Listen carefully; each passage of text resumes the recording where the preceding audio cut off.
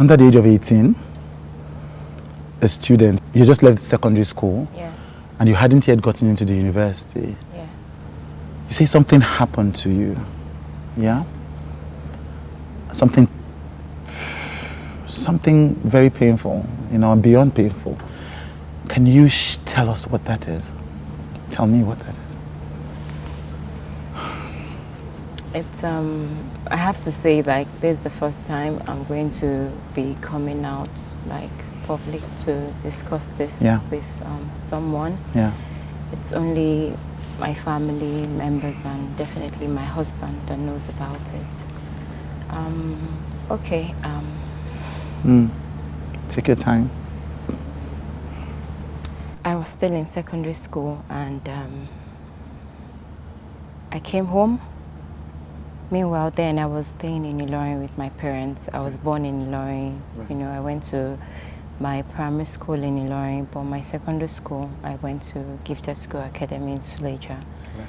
This was still in Kwara? Both Suleja and Ilorin in Kwara? No, Suleja is Niger State, close to Abuja. Right. So I returned home for a particular holiday, and then my sisters, they all told me, oh, they are now going to a particular, like a club, but it's not a church. Right. It's a club. They were doing the services on Saturday. It was more like a gathering of young people to just come and dance, praise God, and listen to the word of God. That was how they explained to me. And the kind of person I was then, I was this kind of person. I was the vice president of the fellowship in school. I believed in tying hair to church, I didn't really want anything hip-hop, jumping, that kind of gathering. So immediately my sisters told me that that's the kind of gathering. You meet a lot of people. You meet prostitutes that have given their lives to Christ. You meet cultists that have given their lives to Christ. I was like, isn't it scary to be in the midst of all these people that I don't think I want to go? They're just like, Busola, just come. I reluctantly went, and I saw the different people that were there. It was clear I was the youngest. So I was always pinching my sister because the way they were dancing, I felt, no, this is not it now. This looks like a club, But then it was like, this is like a new way of reaching out to people to know God. So I was there. They said time for first timer to stand up. I stood up and I introduced myself. My name is Busola Amokpiton, secondary school. Then I now shipped it in that I explained my journey there, that I didn't want to come here. I thought people would be like on serious set of people. How can people be praising God like this? But listening to the word of God, seeing people talk, it's really amazing, and I'm so excited that I came here. I was really, really a bold child, like I could speak up in any gathering. So after the meeting, that was where Pastor Biodun preached, Biodun Fatoyinbo, he preached. After I finished preaching, he came to meet me after the service, after the meeting. Is the General Overseer of the Commonwealth Zion Assembly, yes, COZA. Yes, is the senior pastor there. But then it wasn't COZA. Yes, it was called Divine Delight Club. Right. Yeah. It wasn't yet a church. It wasn't yet a church. It was just like, and he wasn't married then, but he was engaged to his present wife. So that's how he came to me, and he was like, such a bold young lady. Like, I've never seen someone like this. It was like, wow, you need to keep the fire. That please, can you do something in the next meeting before I go to school? He asked when I'll be going back to school. So I said, okay, what can I do? That I can sing. I'll just try to sing, not like I can sing very well. He said, oh yes, that's great. That he plays the keyboard. That he would help me out, would rehearse together, things like that. So I told my sisters, and I felt, why do I have to be part of this your club thing? I don't want to be part of it now. But my sisters told me that I should not be too judgmental, because my thinking of Christianity then was a bit different. was kind of like solemn, you know. That was how... What they call deeper life. Yeah, sort of, you know. That's how I was then. So I decided, okay, I can't remember the particular day of the week, but my sister now took me to his house then. Right. He was living with his father. Right. The wife too there will be there sometimes, I guess, because that particular day she was there as well. Right. So I entered the When living did sister room. take you to his house? Because I was meant to do rehearsal. Right, for this thing that he invited Yes, you for that next meeting that I Yes. was meant to sing. Yes.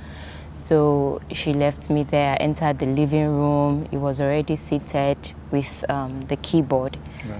And as at then, I didn't have a phone, Right. no mobile phone. Even in my house, we didn't have any landline. So it was more like, I've already told you this, just work it out, you know, come at that time. Right, right. So that's how I rehearsed. And So this was his father's house? yes, Right. his father's house in the father's living room. So he asked me what kind of song. I think I even remember the song, you know. What song was it? I will serve you because I love you. You have given life to me, something like that. So I'm not a great singer. So I sang it my way, and then it was like, oh, great, rehearsed. I went back home. And the next meeting, I did the song. And as I was singing, someone came out to give his life to Christ. I got to realize the guy was actually even in cult, you know. So it was really a very touchy... Where did the person come out of? So from the congregation. So okay, like, so you went to his house, you did this rehearsal. Yes. Then you did the thing the next meeting. Yes. Right, I sang the next meeting. It wasn't a Sunday, it was a No, weekday. Saturday. Right, Saturday. right. It wasn't a Sunday service, Right. just Saturday gathering, Right. Saturday evening. So when you were singing, this person came to give his life to Yes, Christ. yes. So after the program, everybody, different people walked up to me that is like, you have that gift, that calling, just keep serving God, you know. Different people encouraged me. It was so clear to everyone that this girl, she's a very, very young girl, you know. So he walked up to me and he said, wow, just keep the fire burning. That's Biodun. Yes, Right. that's Pastor Biodun. Yeah. He walked up to me and he said, keep the fire burning, that I'm going to give you books Right. and cassettes as you're going back to school. Just be focused, don't listen to people, you know, things like that. And he gave me books. It wasn't on the spot there. Right. I don't remember whether he sent it down, but I got books from him and cassettes. It was cassettes then. Right. So audio cassettes. Right, So I took them back to school. I even showed my friends in school. I gave them the old gist about this new place that my sister took me to. And you know, that's how it was. And by the time I finished secondary school, I returned back to Ilorin. Right. And I was still contemplating, should I join this church? You were not still fully comfortable with it? Yes, yes. Because I went back to school. The kind of fellowship in school was totally different from what I experienced during the holiday. So it was more like I was living a dual life, you know. So I really wanted to come in terms with the particular belief that I want to flow with. Am I going to be like the FCS, the way I was in school, or I'm ready to join this kind of new environment? So I told my sisters, and they were like, see, this man is warded, he's now in church. It's Commonwealth of Zion Assembly. Right. By the time you came back from school, it was Yes, already a church. it was now already a church. So that's how I joined the church. When I joined the church, I joined the choir. Then we were at we're using a particular mall, Adamabola, or like that in Ilorin. There was a supermarket downstairs. So I was part of the choir. I would go for my rehearsals, everything. I just wanted to serve God because my background is I'm from a polygamous family, and seeing some things play out in the family, I didn't want my life to be like that. Like more or less like when I was in secondary school, as I was coming out, you know, all this send forth that they are doing for you, and they're telling you you are going into the world. You know, I was beginning to get scared of this world, like, so I was having that mind that I want the kind of world that will make me happy. And since I was already a Christian, I was just like, hold on to Christ, that's all. So I wanted to serve in a church, just be zealous for God the way I was already zealous in school. So I joined the choir, and I wasn't talking to anybody. I would just do my own thing. My sisters were involved in self-fellowship. Right. We would go for evangelism together, and But you were still in your shell. You were still afraid of this world that it told you to be careful about. Yeah. And again, because it was a bit difficult for me to really integrate myself into the church, Right. because of where I was coming from. The FCS was FCS is a totally campus different. fellowship. Yes. What's FCS? Not even Fellowship of Christian Students, Yes, something right. like that, Yeah. So I joined choir, and then one day they told me, oh, even sing a song now, lead. I couldn't really sing very well, but I sang. And one particular day, Pastor Biodun now came to me. He was like, that you don't like to talk, how are you? You just look at me, how are you? Hope you're good and everything. Just be like, I'm fine. And then he started coming to my house. Right. And all of us in my family, we were so active in church. Right. When I mean extremely active in church, more like the Amokitans are so passionate about COZA, so passionate about Commonwealth. Anywhere we'd go, we just keep dragging everybody to the church, dragging everybody, just come to church, come for self-fellowship, things like that. And we were going through our own personal family issues. Right. Quite all right. Did it have to do with the fact that it was a polygamous family, or what were the issues? Yeah, my father wasn't always around, Right. And then right from secondary school, we're already facing financial issues. And while I was in secondary school, there were times I would go to school without provisions, Right. but nobody knew. Right. I was very good at coping with things. Not discussing with people, I just needed to let me study well, come out of school, enter university, and get a good job. I really wanted to be there for my mom in particular, because I just felt she had gone through a lot, things like that. This particular time in church, he came to meet me, that's Pastor Biodun, and then he said, I noticed you're always all by yourself. So you came to meet you in church? What? Yes, Okay, right. like after a fellowship. Right. Like you're always all by yourself, things like that. Hope you're good, So I said yes. So he said he was going to come to my house the next day. Right. Had you ever done that before? No, right. no. So it was because he said he wanted to find out more about why you were quiet. Yes, he just wanted to sort of know more about me, things like that, because we were always going to church. I guess people sensed something was wrong, like in terms of family. Maybe we didn't even have money, things like that, but we never opened up to anyone. We would just take care of our own business. There were days we would go to church, no food, but then we'll go back home and sort out issues, So the next day, he came to my house in the morning, and then my mom was in the kitchen. So I told my mom that, my pastor is here. He came in, he greeted my mom, and then I told my mom that, my pastor says he's going to buy some things on Taiwo Road, that I should just accompany him, So I remember that particular day, my mom was like, Sola, which one is this one now? She said it in Yoruba. I was not like, Mommy, it's my pastor now. I'm like, there's nothing, So my mom said, okay, no problem, greeted him. As in, my mom saw that, he left with me. So he was driving a white Mercedes-Benz here, like the old, I don't know the model, but old white Mercedes-Benz. And that was where we sort of started interacting. And he started talking, like, you don't say things, you're always quiet, what's wrong, So he was talking, I want to be a spiritual father to you. So at that point, even though in my world, I'm always very mindful of people around me. Like when I was small, because when I was like 10, one of my dad's drivers just looked at me one way. I slapped the man. Like, why are you looking at me like that, Right. you know? So immediately I was about to just put up a guard, you know, but then it was just able to like just break it. I just want to be like the father, somebody you can always interact with. And then really, I didn't have like a good relationship with my dad. He was always traveling, you say. He was Yes, not always at home. yes, Yeah. at home.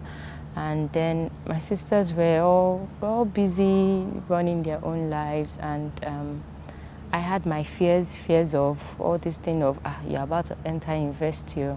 There's a whole lot for you to know about this new environment. It really I felt stifled in a way, you know, and I was a bit glad, like, oh, I have someone to interact with.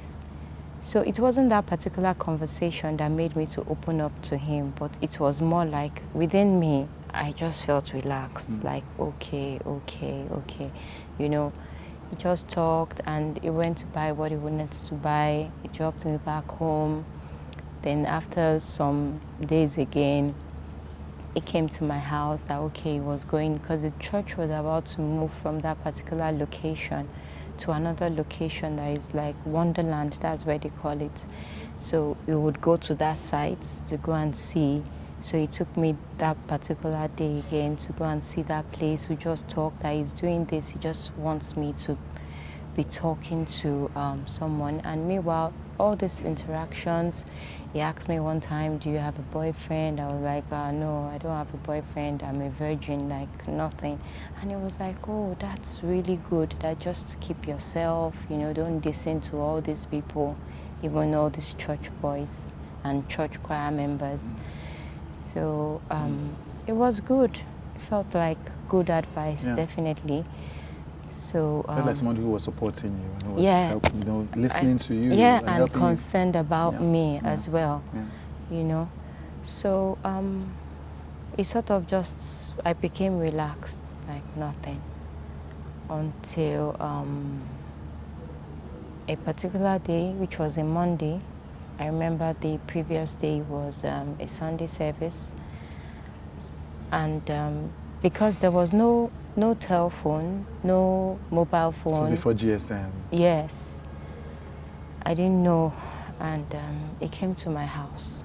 Meanwhile, my house then was, the gates opened. The living room is where you just knock the door and someone will come downstairs and open the door. And this time my mom had traveled with my younger sister. It was just myself and one of my elder sister that was at home, and my house, like a duplex, was a duplex so big that if you're in a room upstairs down, you won't know what's going on downstairs, things like that. So I came down normally the way I come down, it was like 6:30 to 7. It was pretty early. Right. I was still in my nightwear. I was wearing a gown, my nightwear, and I heard the knock. Who is that? Pastor Biodun. I was first of all like, I couldn't say anything, like, what's this time? So early? But immediately I just opened the door. It just pushed me. He didn't say anything. He didn't utter any word. He just pushed me to one of the chairs in my living room, and I saw him like he was removing his belt. So I was like, what? He just said, keep quiet, do what I want you to do, and you'll be fine. So at this point, really, a whole lot was just going on in my head, because it was more like someone that I had put up here that I felt was really, really concerned about me. I had already filled him in the place of like a father that could speak to me, you know, guide me. He was there about to do something I did not believe. And then when I was just about to react, he just covered my mouth. And when he covered my mouth, I was just like, Usola, listen to me and you'll be fine. Just do what I want you to do. I didn't struggle. I didn't struggle. I just left him, and he brought out his pennies, and I was wearing a nightgown. I was wearing pants, pulled down my pants, and that was how he found difficulty to enter, but he just kept, I was like grunting, I would cry, I was just doing a whole lot of mixed feelings and all that, and he eventually penetrated, even blood dropped on the floor. And at that point, he finished what he wanted to do. He had an orgasm, and he zipped up. He left me there. I just sat on the floor, and he went out. So when he went out, sorry, just hold on a minute. So take your time. Take your time. Take your time.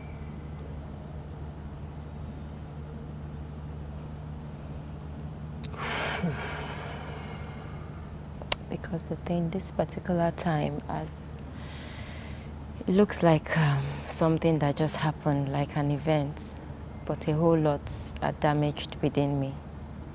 As in, I don't even know how to define it. A whole lot.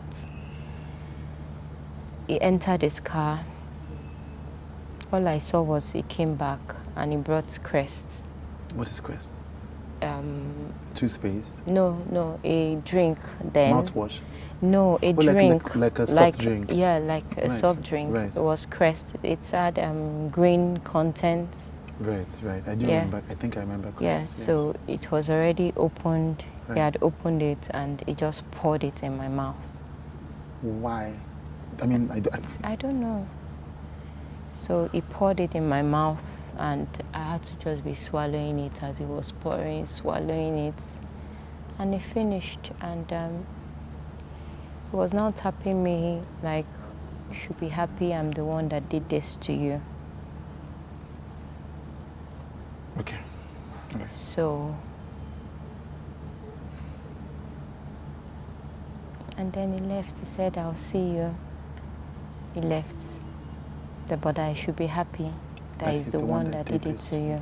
There is a man of God that did this to me. You should be happy that the man of God disvirgined me, sort of. Okay, sorry. Let me be sure that I get this chain of events. And I'm sorry, because this is obviously a difficult thing. Yeah, it's fine. So you're saying that Pastor Biodun Fatoyinbo, and he was a pastor at this time. Yes. He has set up this church called COZA in Ilorin. Yes, he was married. The wife had given birth. Oh, and he had the child. Yes, the wife had given birth to Shindara then. Oh, right. Very little baby. Boy. And you were in the choir? Yes. He'd like to be your spiritual father. Yes. And so based on that, he would come and visit you to help, encourage you and support you. Yeah. And then one morning, Biodun Fatoyinbo comes into your house at dawn at 7 a.m. Yeah. And without saying anything to you, when you open the door, he pushes you onto a chair. Yeah. He tells you to shut up. Yeah. And then he rapes you. Yeah. Okay. And then so he says, I'm sorry about this, but it's fine. I'm sorry. And then he closes, he tells you he shuts your mouth, literally. Yeah. And then does this. Yeah. And then ejaculates, has an orgasm or whatever. Yeah. And then goes out, gets a drink, a soft drink, so he doesn't say anything to you apart. He goes out, gets a drink. Yeah. And you were so, according to you, you were so overwhelmed, you couldn't even scream. You didn't even, you were overwhelmed. Yeah, it was, at some point, I raised my voice. Yeah. But when he told me, and again, at that point, when I joined the church then, and my sisters used to say, oh, he used to be part of a cult group, something,